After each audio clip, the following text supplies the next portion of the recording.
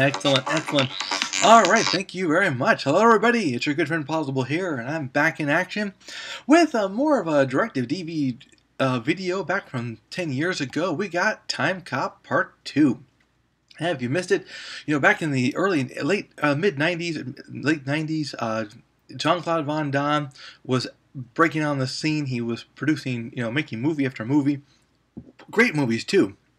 Bloodsport, Cyborg, even though Cyborg was less received, and he also made Time Cop. Now, Time Cop is one of those movies that really made Van Damme the household name.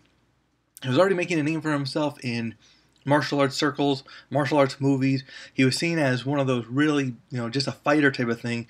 And then he made Time Cop, which was a scientific exploration of time travel with martial arts, but it was more of a time travel movie with martial arts in it than a martial arts movie with time travel in it.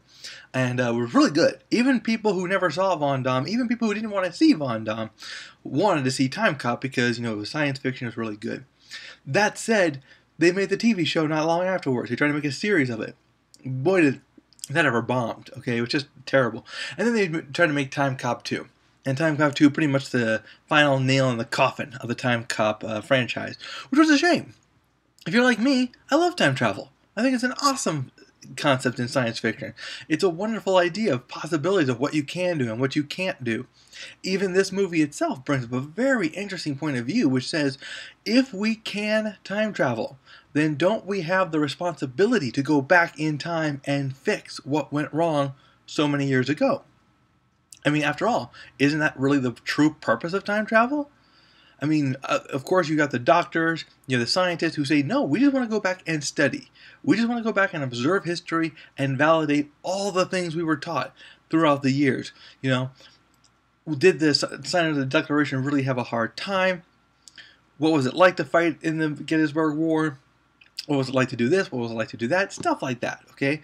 To observe, but never to interact. Unfortunately, there's a lot of people who want to go back in time and change things. Namely, the guy in the front. He basically starts off as a student of the doctor, and Jason Scott Lee's father there in the movie, and he asked the doctor, shouldn't people, if we have time travel, go back and fix things? He eventually joins the TEC, or he might be a part of the Historical Restoration Society. This is the one part I did not like about the movie. They decided to split things up and give us like two possibilities. The first possibility are the cops, the second are the scientists. Everyone goes back in time. Though, I have to admit, this time when you're back in the Old West times, you're looking at it and you're thinking, you know what? This really wasn't the Old West. This was like just some version of the past. And it just didn't make sense. It actually looked fake.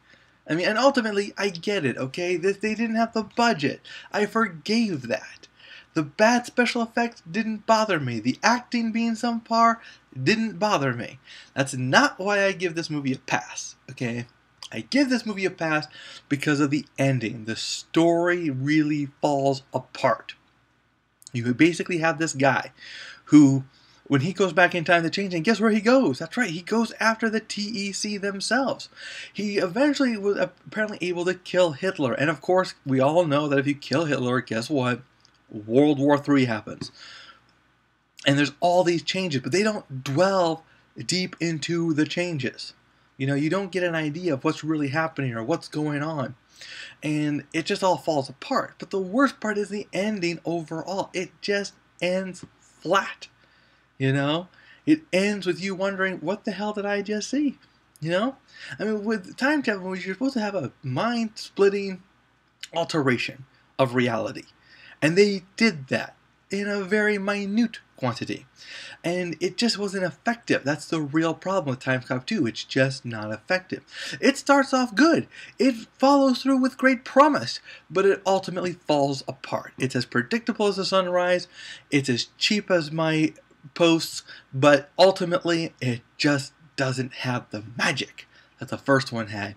And I felt that if they had just put a little bit more time into this, they could have done it. The Time Cop series, very interesting series about people who can time travel, fix things, jump back into certain time zones, and just enjoy it. Unfortunately, doesn't deliver. And that's why it gets a pass. Well, guys, that's it for my DVD review of the week. I don't know if I'll be doing this on a regular basis, but yeah, you never know. I hope to see you at the theaters. Take care, everybody.